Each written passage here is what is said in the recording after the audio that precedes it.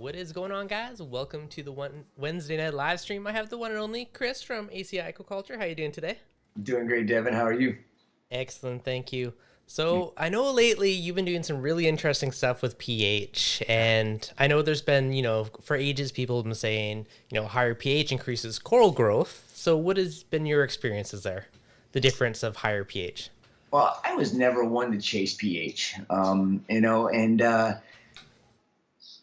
I changed my mind about that when I was talking to some colleagues in the industry, and some were saying they were boosting it up to, like 8.5, and I'm going, whoa, that's a little bit crazy.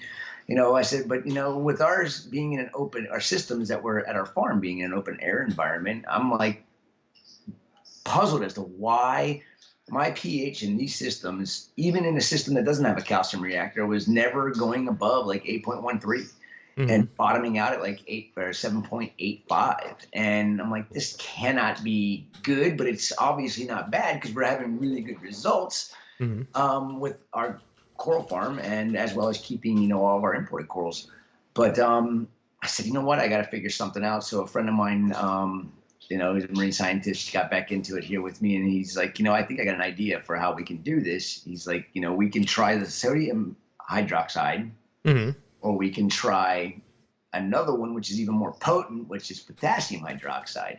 And he's like, the reason I think we need to go with the potassium is because of it's easier to deal with the imbalances that can happen by adding extra potassium ions to the water versus adding extra sodium ions to the water. That's fair. So instead of chasing salinity nonstop and getting your ionic balance so far out of craze that, it will be something that you'll constantly be monitoring and having to chase is your balance. And he said, let's try the potassium, and some scary stuff, but the results have been really awesome. My friend cannot believe some of the things I've been telling him. We frag all of our farmed acros from our mother colonies. We frag them, and usually it takes a good 6 to 8 weeks, sometimes up to 10 weeks, until I'm personally comfortable with selling them because I like them to be really puddled onto the plugs.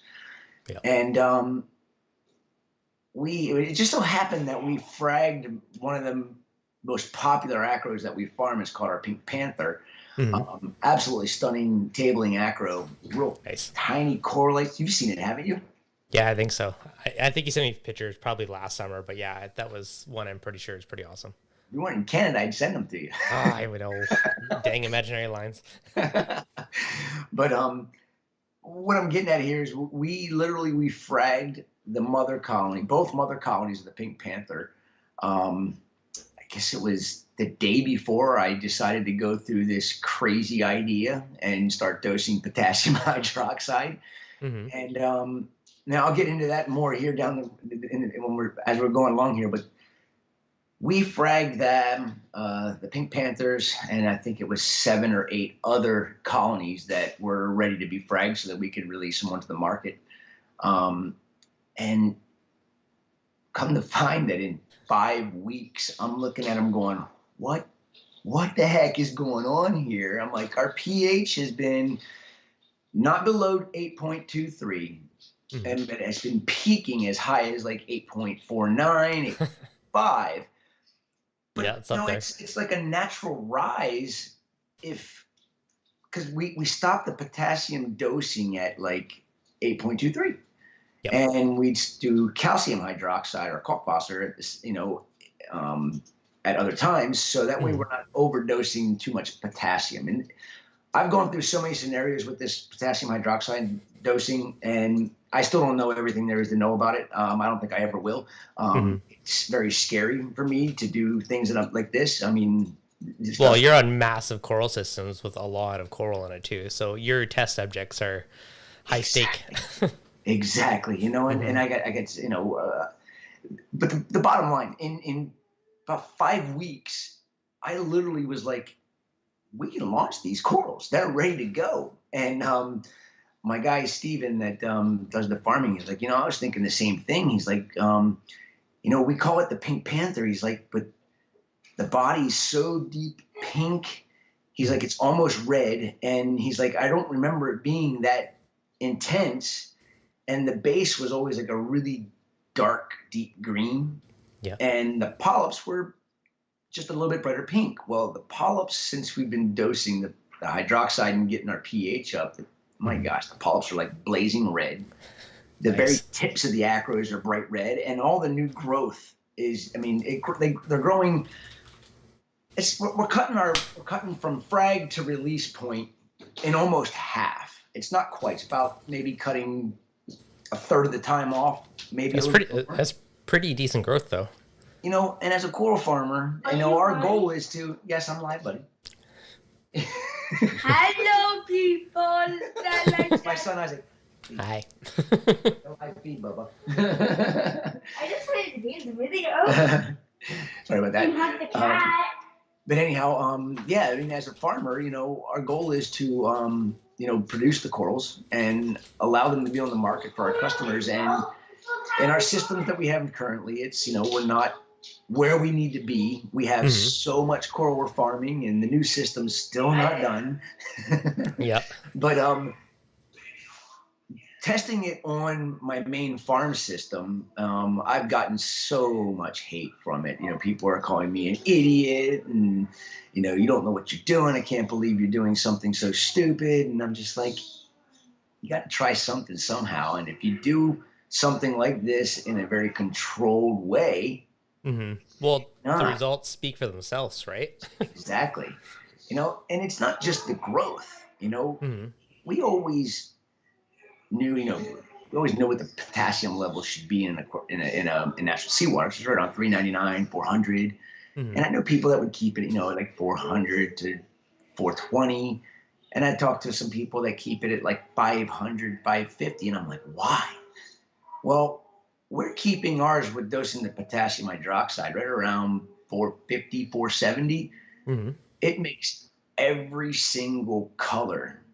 And maybe it has to do with pH as well, but it makes everything just glow. I mean, red, nice, blues, greens. It's just okay. Awesome. I was gonna ask if you think it's more the pH or more the elevated potassium that's enhancing some of those colors.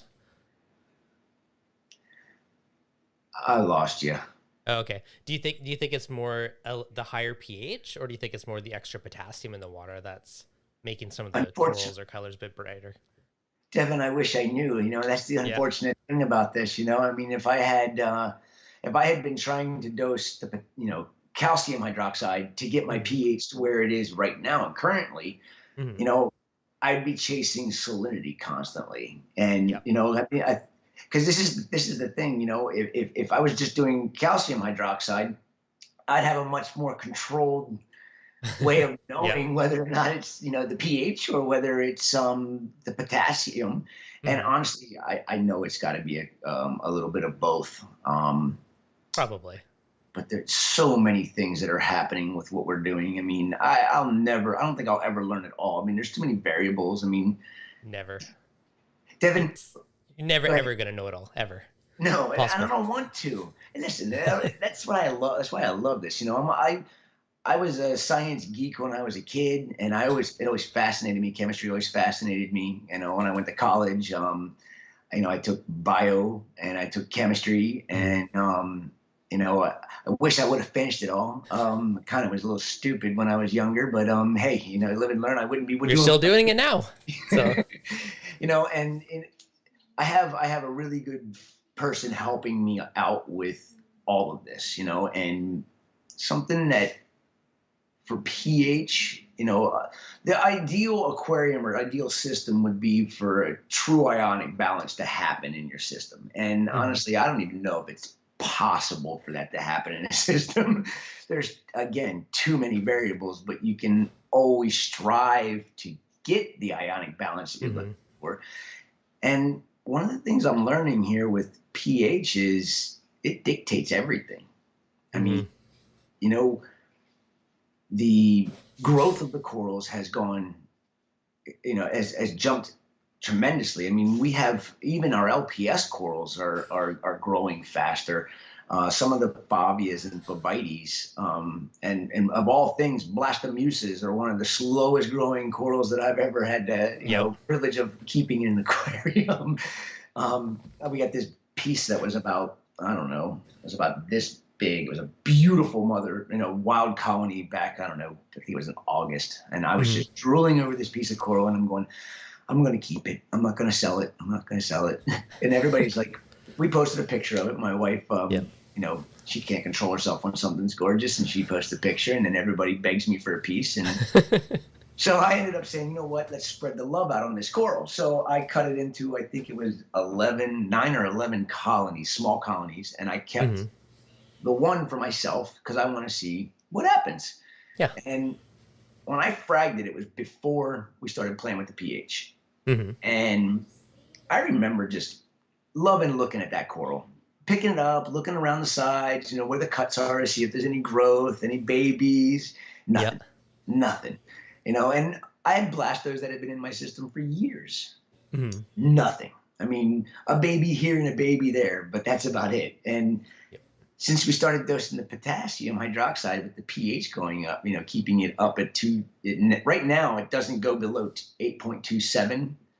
And that's when the potassium hydroxide kicks in, and it stops dosing it when it goes above 8.27. So I'll get into that again here in a little bit, but it's kind of just crazy how it's all working. And then we have Kalkwasser, calcium hydroxide, starts dosing at 8.34, because if I don't start it there, it goes down so fast with the natural drop. Oh my gosh, it's crazy. Like when my lights start cycling off, like I get a peak on pH at about 230 every day. That's when the first set of meadow halides on the farm go off. And after they go off, you can see the dip. And it literally, I can send you, I should just get my daughter to send me give me my phone so I can text you photos. I don't know if you can put them up. But we have this spike. It goes up, and then it just drops really quick. Isaac, bring Daddy his phone, please. No. Bring my. He's all excited. So it tanks pretty quick if you stop dosing it. I've actually been debating if you drip it 24/7 very slowly, or if you only do it kind of reverse when your schedule normally drops.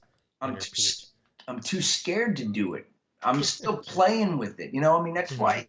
I've been getting so many emails, and ever since Richard put that video out, it was, I kind of thought there was going to be a wave of people, contacting me about how to use it, how to do it. And, hey, I found potassium hydroxide on Amazon.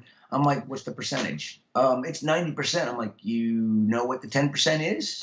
No. I said, I wouldn't put that in my aquarium. I said, I get mine from a trusted source that tests it, buys it from a company that knows that it's 99.7% pure. So it's really nasty stuff at that point. And the stuff we buy over the counter, even being 10% less in purity, it's a lot less caustic. I mean, it's still very, very caustic. Don't get me wrong. It's not something I recommend anybody mess around with unless you really, really do your research on it, because breathing in the dust, it can burn your lungs. I mean, it can send you to the hospital.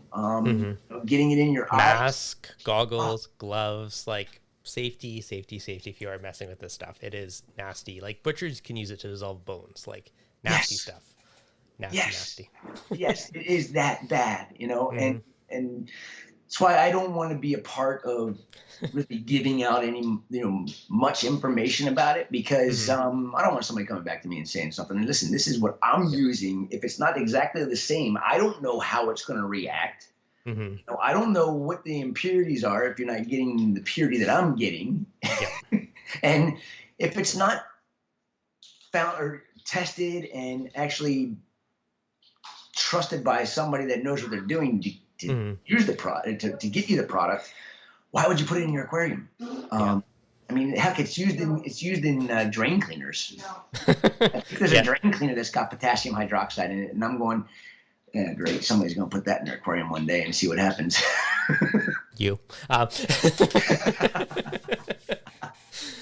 Oh, that's so true. Okay, so there's definitely safer methods like using Kalkwasser. I mean, soda lime's also popular as a air scrubber to help suck it out. It I is. I've been down this crazy pH rabbit hole lately because my pH was getting very like I think it was down to 7.6 at one point. I'm like, okay, way too low. So It's I crazy. added I added the second chamber to the calcium reactor. I got an outside air line from my attic down to my skimmer, and then I built some big crazy massive scrubber I filled with media that will last months and months and months. I put up in my attic to pre-scrub my air. So now I'm thinking, do I do like a hybrid recirculating? And then I'm starting to look at this stuff. So it's just going to be this crazy rabbit hole of pH boosting. You So, know, there's a lot of ways that it can be done, and it's in a closed air environment like homes, mm-hmm, especially depends on during the day. If there's nobody home and you got just pets, your yep. pH might go up really good. But Mm-hmm, you know, there's so many things that you cannot predict or control or know when it comes to your pH. But with what we're doing and what I learned from my friend is, and I knew this before about carbonic acid in your system, is it's something that the CO2 in the air it creates carbonic acid, and it's in reality it's the reason why we chase our alkalinity, we chase our calcium, we chase our magnesium, we chase all mm-hmm, these things constantly because carbonic acid breaks it all apart. I mean, yep. it's ocean acidification, but in a itty bitty tank. Yeah, pretty much. And if we use hydroxides Mm-hmm, to break apart the carbonic acid, it allows the pH to raise, which then in turn doesn't allow the carbonic acid to break apart your carbonates mm-hmm, and your calcium and everything else, which is in the long run, you'll be dosing a lot less of all of the three majors if your pH is higher. yep. And I learned that in the very beginning. I'm looking at my pH going, okay, we're at 8.34, and the calcium reactor has been shut down for 1 week now. And Mm-hmm, the alkalinity is at 9.13. At one point, it was at 9.56, and I keep my alkalinity at like 8.3. yep. And just That's a good because chunk. of the pH being up, Now, intuitively, you would think you would be sucking up more, but do you you think get, you would think normally, like intuitively, you'd be like, oh, it's going to consume more with the higher pH. you That's would think interesting. so. But I know. does the ocean have somebody dosing it every day? I You mean, never know. it's a Yeah, legitimate question, isn't it? that's true. You know, um, and when you have the problem with aquariums and all aquariums is the ionic balance is not there. Hmm. And when you have ionic balance, yes, you're still going to need to be adding carbonates and calcium and magnesium and potassium and all these other traces and stuff like that. But when you have the balance without the presence of carbonic acid, Hmm. the amount that actually is being taken up by the corals is a lot less than what we dose when you break Yeah, it all down. that's true. A lot of it probably is precipitated or wasted to some extent. Exactly. And that's why from here on out, whatever I have to do to figure out how to maintain pH. And once, we're 2 months into doing this, and in the beginning, we were dosing just straight potassium hydroxide. Yep. And I think I mentioned it on another video or with Richard or talking to somebody else, but when I got this stuff at max concentration in RO water, I was told to put 1 drop every 5 seconds Hmm. in 2,200 gallons. And I literally laughed. I'm like, what the hell is that going to Like do? that's it. And my friend's he's just like, Chris, he's like, if you ever listen to me, he's like, you just listen to me now.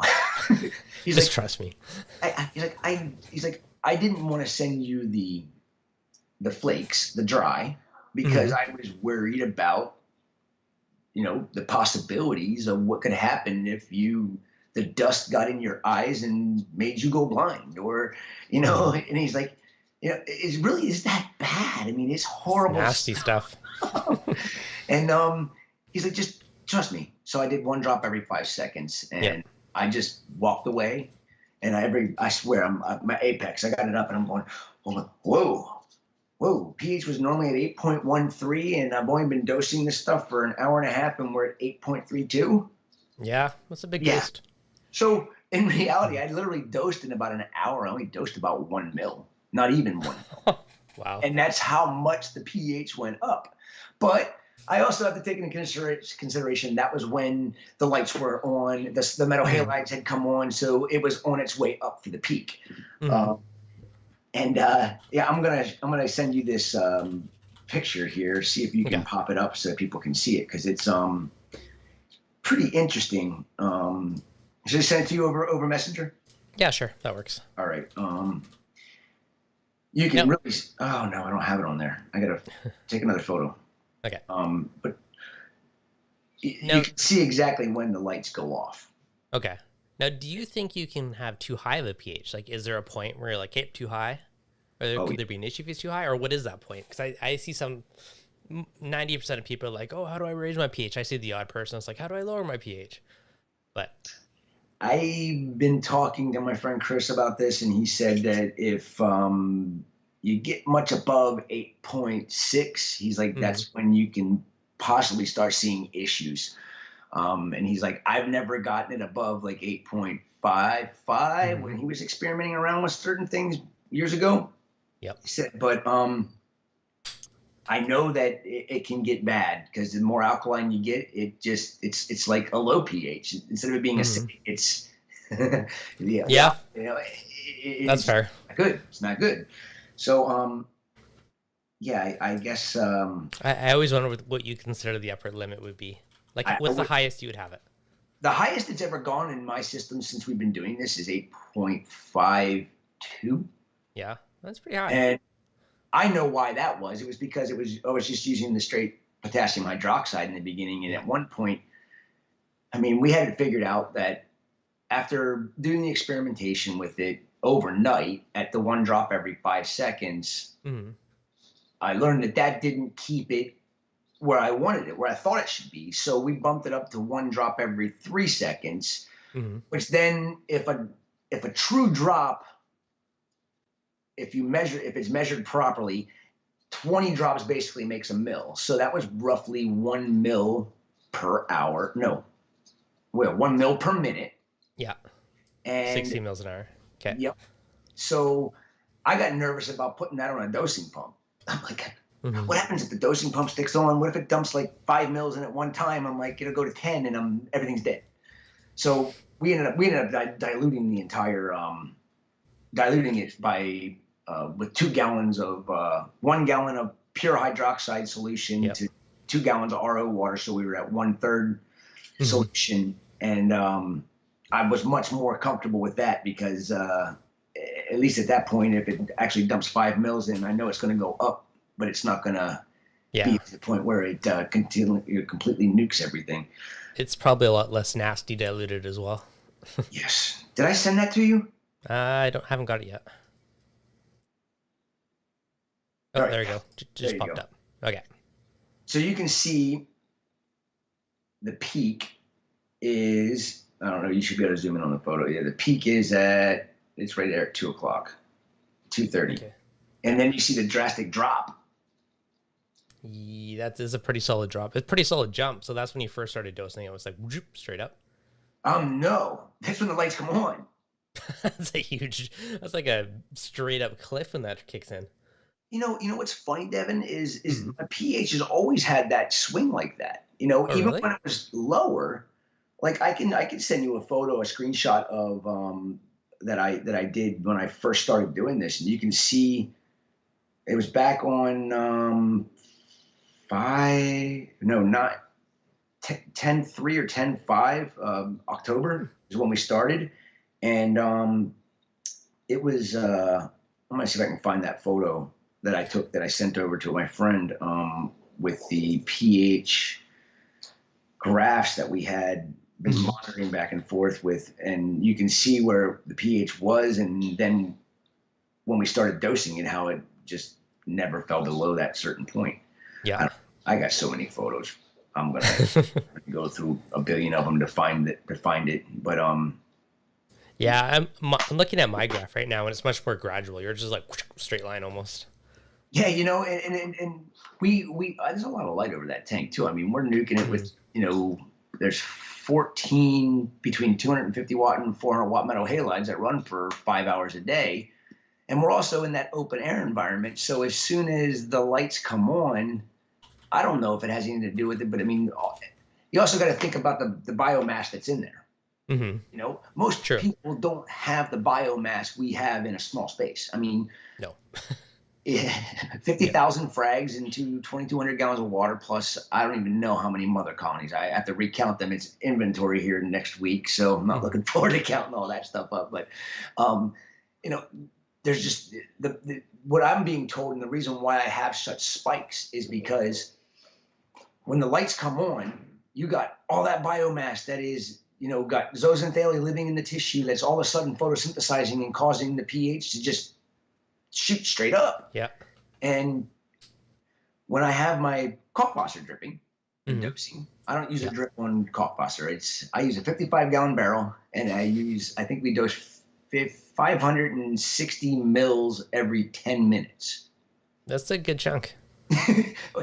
Yeah.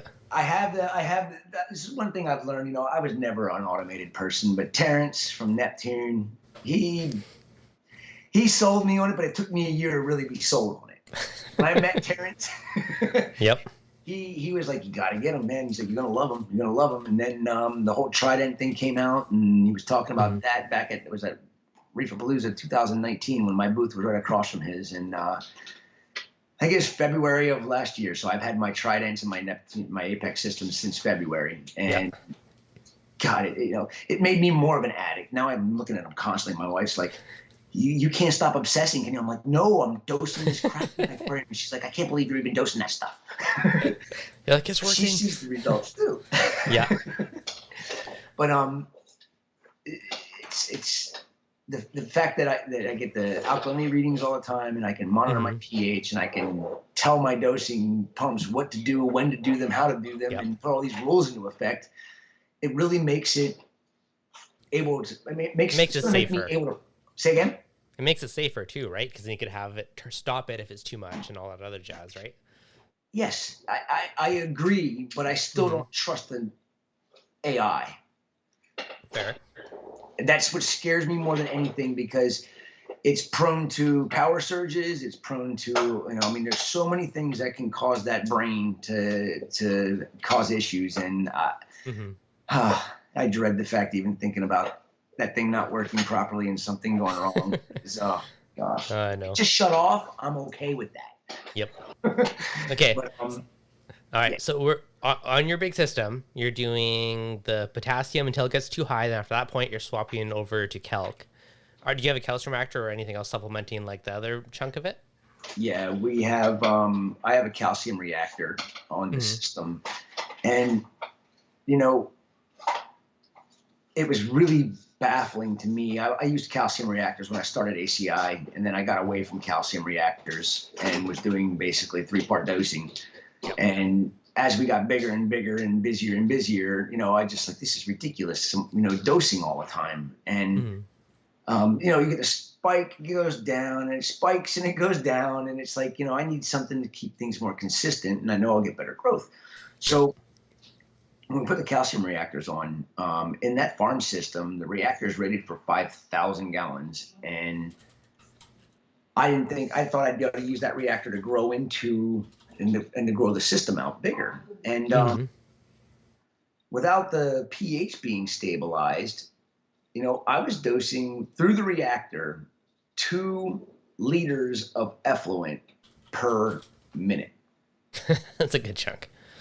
And I still had a hard time with keeping my alkalinity in the ranges that I wanted to keep it at. And of course, had the low pH. And, I came up with this harebrained idea to run the effluent for the reactor through the protein skimmer so that it could scrub the CO2 out. Yeah. And when I didn't have it going through, the pH was even lower, and that definitely helped. But how much of a difference did that make? Oh my Lord. My pH probably, no, I know it was. It would be around 8.0 8.05 at the peak. Yeah. And when I started running it through running the effluent through the protein skimmer, the peak was at 8.13, 8.15. Oh, you had that much of a boost from it.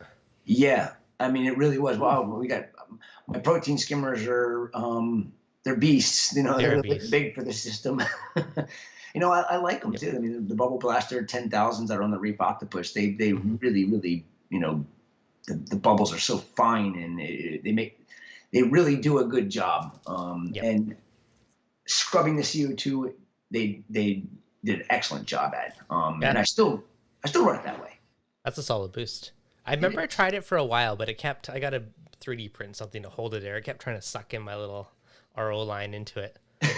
Just from the suction from the skimmer, then it would slow down my skimming because it's blocking part of the entrance. I got to print something to like hold it just in front or something. No. Here's what I did. I'll tell you exactly how I did it. You got your cap on your protein skimmer. Yeah. Oh, you did through the top. Just make an X in it, drill a hole in it, and put a 1/4 inch RO valve or RO line into it, and then. Oh, that's easy. Okay. What did I use? I have my RO lines are 3/8 of an inch, so I just ran 1/2 inch PVC down into the body of the protein skimmer. So perfect. You don't have to worry about it, getting sucking air or pulling too much through. That's the way to do it. That's a better way to do it. All right. That's an extra boost.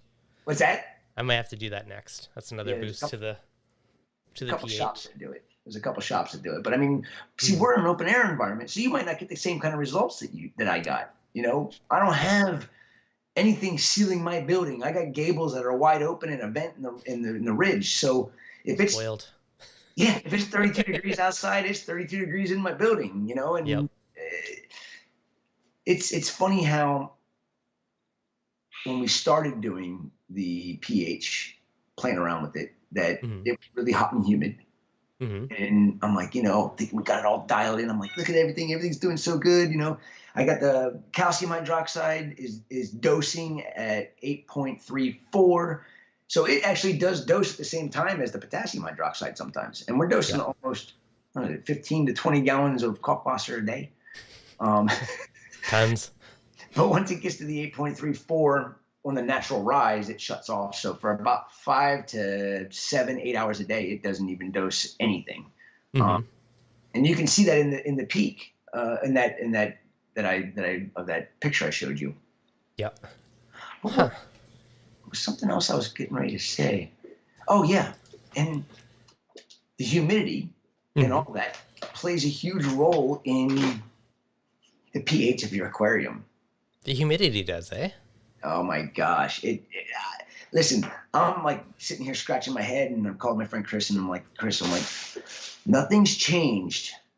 Okay, we thought we had this kind of somewhat dialed in. I'm like, nothing's changed but the temperature. Yeah. He's like, He's like, yep, I didn't even think about that. And he's like, so what was the humidity, what was the temperature, what was the humidity? Yeah. I'm like, well, the humidity was at like 40%, and normally it's like 80, 90 here in Florida. And temperature doesn't get below like 65. Certain times of the year, this time of year in the summertime, it doesn't get below 80 at night. So the humidity was down and the temperature was down, and the amount of potassium hydroxide that was being dosed went down. So with lower humidity, you need less of it? Yeah, I think it's what we've come up with is because the air's cooler and the humidity's lower, the air's more dense. Yeah, makes sense. So there must be less carbon dioxide in the air that's affecting the pH. That's not even 100% accurate. I don't even know. I mean, there could be what it is. That's just the theory that we came up with. And it does make sense. Like, I know the CO2 level of the surrounding air 100% has a huge impact to the pH in your tank, because I've been obsessed and I got one of those CO2 meters. I'm monitoring my house, and if I open the windows and the doors, it drops and my pH goes higher. Like, I mean, it's interesting to see. So now I'm like looking into air exchangers just to like lower the CO2 of my whole house. But yeah, it's a nasty rabbit hole. it's crazy, and that's why I say I'm probably never figure this whole thing out. But Back to the Neptunes. My whole goal with the Neptune is to be able to make the rules in place that I can have my pH literally only fluctuate by like 0.1 all day long from the peak to the valley. And I'm curious as what's going to happen there. It probably isn't necessary, but why not, right? Yep. You know, I think could be a really good thing for the entire industry to learn something. You know, a lot of people wouldn't do what I'm doing because it is dangerous to the animals if it's done improperly. But if, you know, I look at everything that, you know what, without great risk, you have no reward. And if you don't think long and hard about how you're going to go about doing something that is this dangerous and hash out a plan to go slow and steady and work your ways to figuring out what you can and what you can't do with the stuff. And if I wouldn't have started doing the calcium hydroxide dosing in coordination with the potassium, I would have probably had major issues with potassium levels just in my from system. Potassium getting crazy high. At one point we were at 500 and I'm like, I don't like this. So we learned now, because we don't have, well, actually, since we've been doing the Kalkwasser as well, I haven't had to worry about the potassium levels going really much above the 450 mark. And when I got the ICPs back, it actually said I wrote down all my readings that the day I got the sample for the ICP, so I could kind of get an idea of how off the test kit was for potassium, and it's off by about 30. So it's reading about 30 points high, which is good. I'd rather have it read high than low. I would agree. Less reactions on your part. Now, on alkalinity, I would rather have it read low than high, because alkalinity is probably, well, I think it is the most important of the three major tests that we do, because alkalinity can really wreak havoc on certain genus of coral if you have dips below natural seawater levels. And that's part of the reason why I always like to run mine around 8.3 to 8.5, because if it dips a little bit, at least it's not too low. We hope. Yes. Yeah, exactly. What do you keep yours at? Same thing, 8.3, 8.5, somewhere in that range. Actually, pretty much what you said. I kind of target 8.5, but if it drifts up and down, I just slowly let it drift back to where I want it to be in. I want mine to get back down to that level. It still hasn't reached it yet. Like, now, when you dose calcium hydroxide, I mean, you have calcium and alkalinity in it. With potassium hydroxide, one thing I was reading says it will up your alkalinity a bit. Like, have you experienced that? Well, no, it's not. It doesn't have alkalinity in it at all.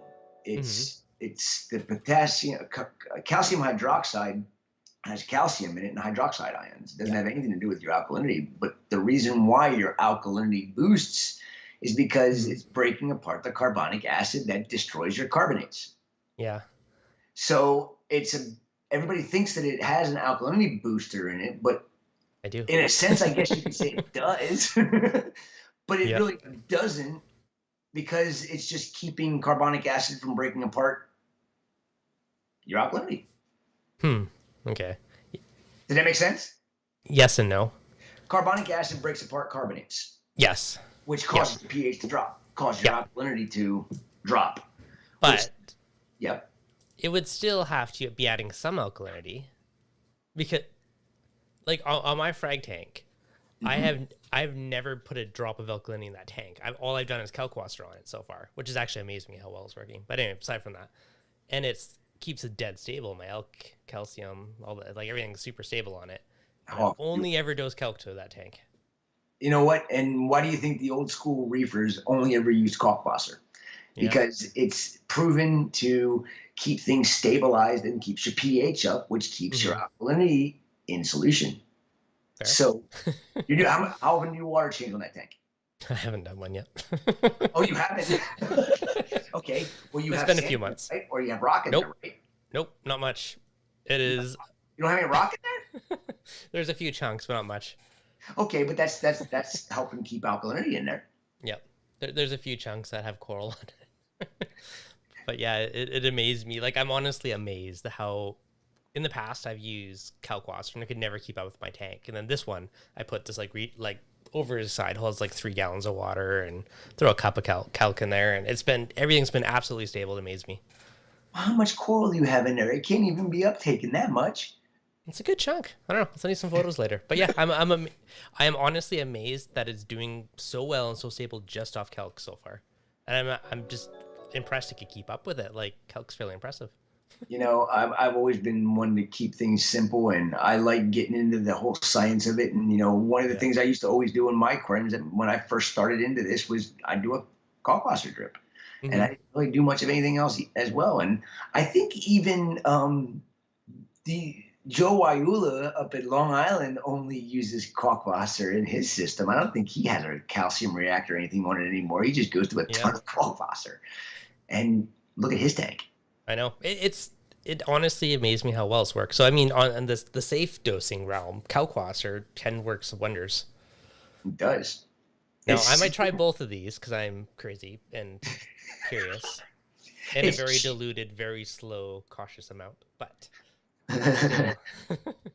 Well, you know, the funny thing about the calcium reactor on my system back there, because when I first started it, literally for a week and a half, the calcium reactor, I have the pH controller on the reactor hooked up to the apex. And of course, if the alkalinity gets above, I don't like it to go above 8.7.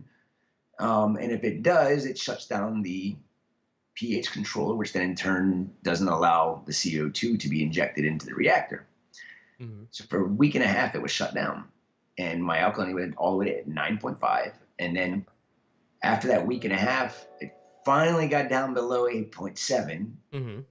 And I remember it was like midnight because I'm every 6 hours I look at my apex. Okay, what's the alkalinity? What's the pH? What's it? And at midnight, I was like, oh, the calcium reactor came back on. So I'm watching it, and then I'm watching the pH drop faster and faster and faster. Mm-hmm. Like, all that carbonic acid getting shot into the system. So then all of a sudden it starts to dose this is before I had started using the calcium hydroxide at the same time. Yep. And then all of a sudden the dosing pump started working and kicked on the potassium dosing. And I dosed the most potassium hydroxide in one night after that reactor came back on. And then by 6 a.m., by 6 a.m., the alkalinity was all the way back up to 9.3. Yeah. And it shut off for, I think it was another week. Mm-hmm. And then slowly it was on for 6 hours, off for 18. Then it would come back on for 6 and off for 18. It did that for 2 weeks. It's just been maybe, I don't know, I have to look at my notes, but I think it's only been about 3 weeks that the thing's been running constantly and keeping my alkalinity below, the alkalinity staying below the 8.7 mark so that it continues to run. But my friend's telling me, he's like, you're finally achieving what you've wanted to always achieve. He's like, you and I have always talked about ionic balance, and your salt mix and how you dose and this and that has everything to do with that. He said, so now you're getting to that point. He's like, you got at least another month or two. So see what happens. I'm excited. Yeah, it's going to be good. I'm curious to see how far this takes you. And now, is this only on the one tank still, or have you started trying it on the other tanks as well? I'm ballsy, but I'm not that ballsy. All right. Baby it's steps. Only on one.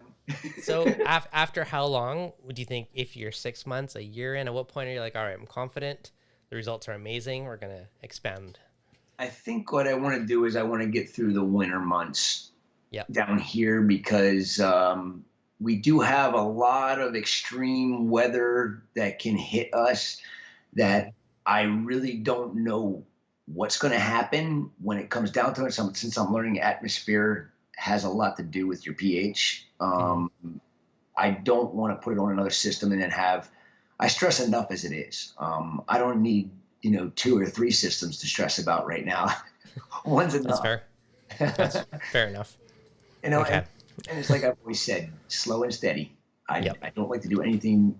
I do extreme stuff, but I don't like to do too much. You know? Exactly. I'm not going to lie. I may have already ordered some potassium hydroxide to play with, but I'm going to do an extremely diluted version and a very minute, tiny, slow drip. I And hope it then was see like what happens. 99+% pure. It says food grade. That's 90%. Yeah, it If is. it's, let me just tell you this: if it's in a Mm-hmm. powder, Yep. you Oh, got bigger kahunas than I do putting that in your aquarium. I'll dilute it and mix it with water and make it into a very solution. I've been watching videos about this like crazy the last little while, learning about this Yeah, and the cautions. but this is what I don't like about not being as pure as it can be. What is in the Who knows? 10%, 5%? Who knows? And you know they use it for making soap. They use it for etching glass. You know that, right? Although, ironically, I watched one video last night and the guy Uh-huh. was using it on food and in condiments. He was like, oh, yeah, this takes down the acidity of these things. And I'm like, oh, interesting. But I mean, again, he's doing it very diluted, right? So, Yeah. but it Well, I mean, made me laugh. He's like, potassium hydroxide as a condiment was like the title of the YouTube video. I was really? just like, terrible. Well, I mean, it's like my friend Chris said.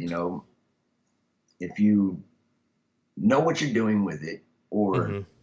know somebody that knows what they're doing, and you learn from them, you can take it slow, and you can really, really do good things for, the studies of an aquarium. I mean, and that's what I'm all about, man. I mean, Hmm. this is a huge hobby for me, and I'm fortunate enough that it's the way I make my living too. And Hmm.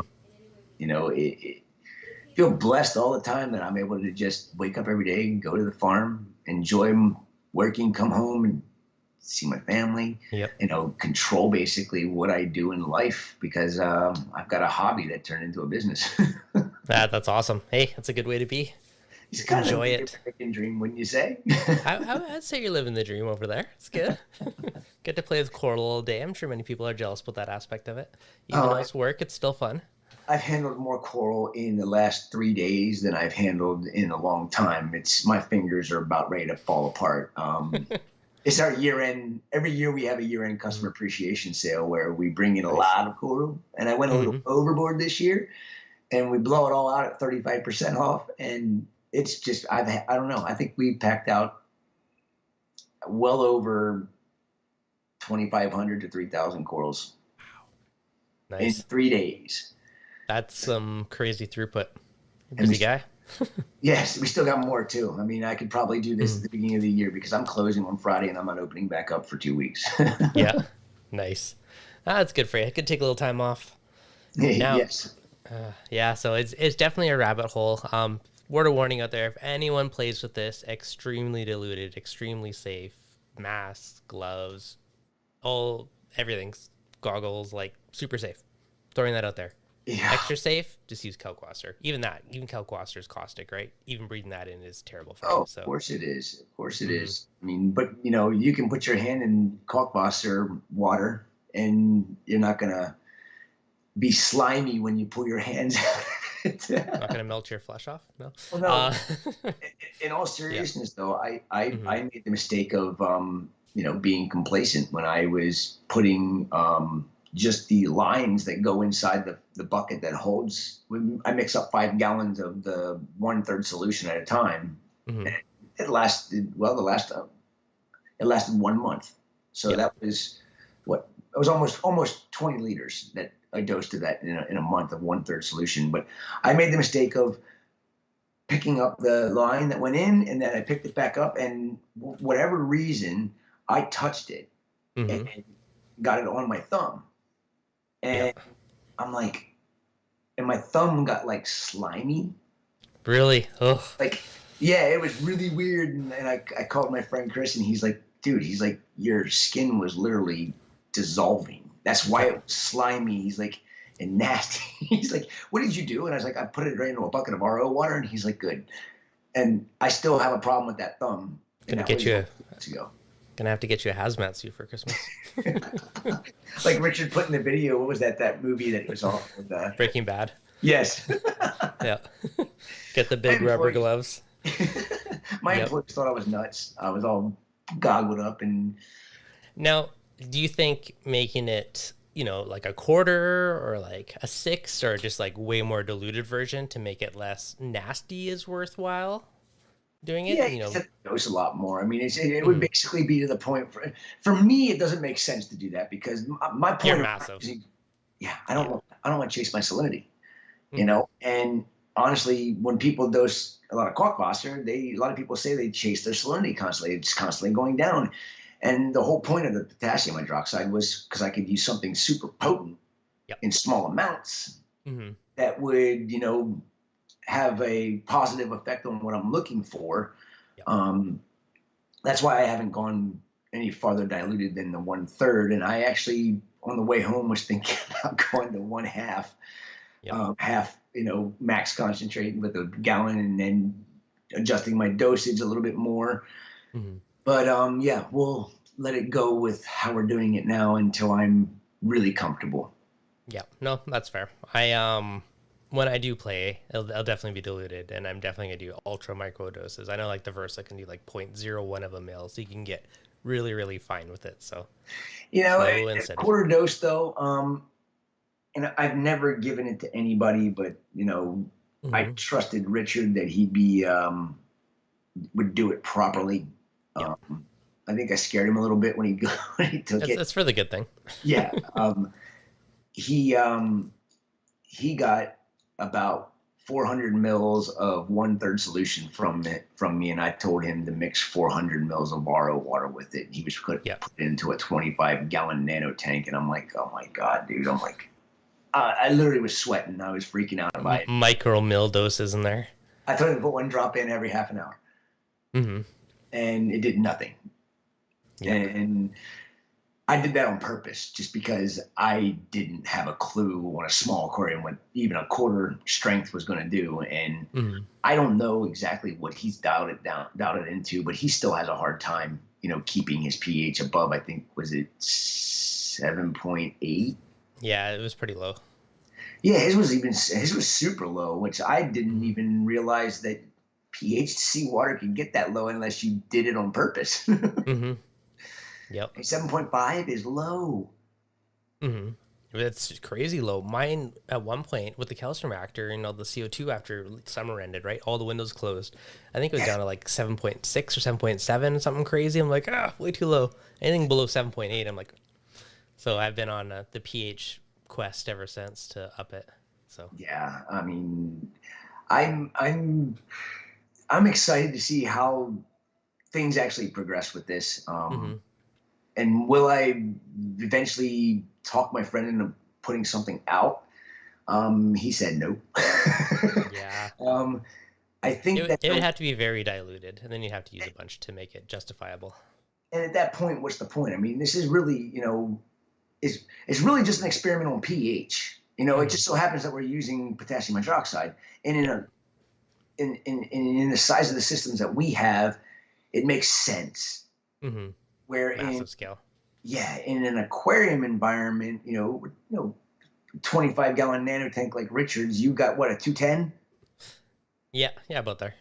Yeah, I mean, that's 10 times smaller than my system, Yep. and it just scares me to even tell somebody how to use it, just because if the calculations aren't right. So if I dilute it to 1/10, it's all good.